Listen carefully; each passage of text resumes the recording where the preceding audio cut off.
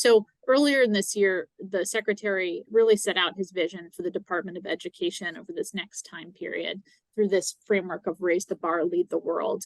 And it's what we're really working to do is unite the field around some key goals and key evidence-based strategies to advance those goals. Within those three buckets, you can see the 6 goals that we have here. Within boldly improving learning conditions, we're focused on eliminating educator shortages for every school. And that's, of course, what we're focused on here today.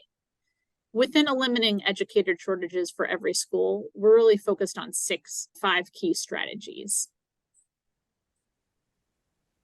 The reason why the department is really focused on registered apprenticeship programs for teachers as a key strategy for eliminating shortages is that it hits so many of these buckets. It provides a high quality and affordable pathway into the profession, really rooted in what we know about high quality preparation programs, really robust clinical experience with strong support from a veteran teacher who's been trained to provide that support to the teacher in training, providing those leadership and advancement opportunities for our master teachers that are supporting our apprentices, giving them opportunities to advance in their career, educator diversity. I think anybody that's been watching the growth of this movement has seen what an excellent tool this has been to improving the diversity of our workforce.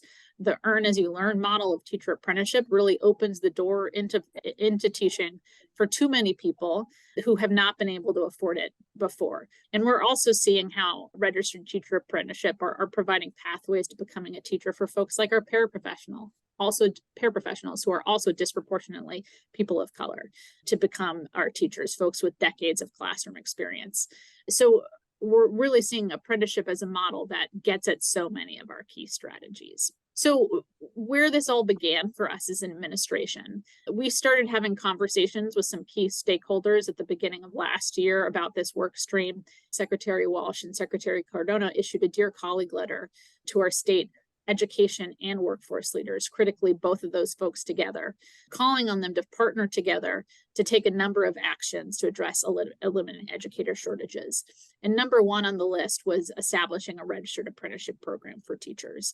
So the Department of Labor and Department of Ed came together and said, hey, this is a priority for us. We're going to support you in pursuing these pathways.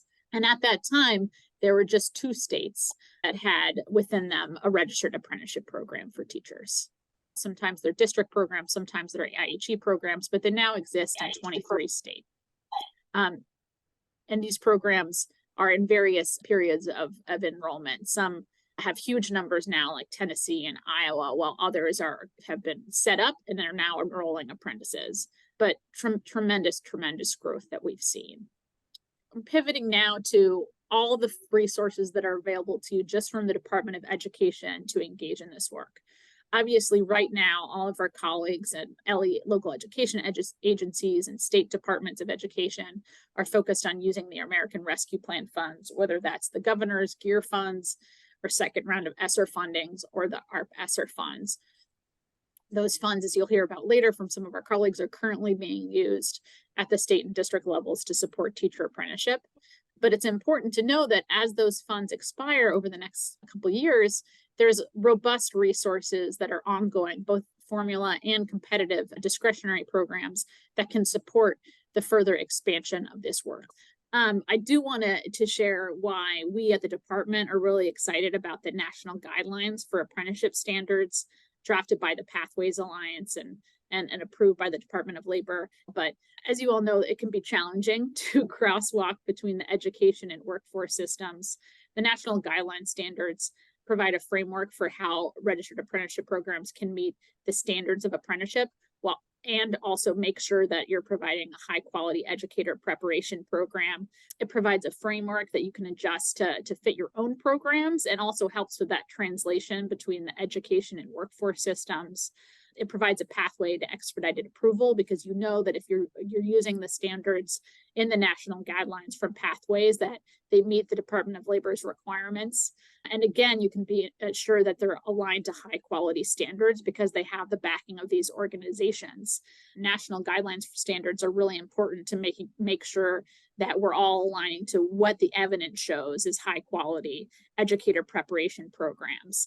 And the National Guideline Standards from Pathways Alliance does that. With that, I have the pleasure to hand it over to my colleague from the Department of Labor, Manny Lamar. We have been doing the same type of learning from each other, translating back and forth that we know is happening at the state and local level. So we're in it with you and have really loved the partnership and opportunities to collaborate. And we hope that you all are experiencing the same thing as you see the synergies between your education and workforce systems.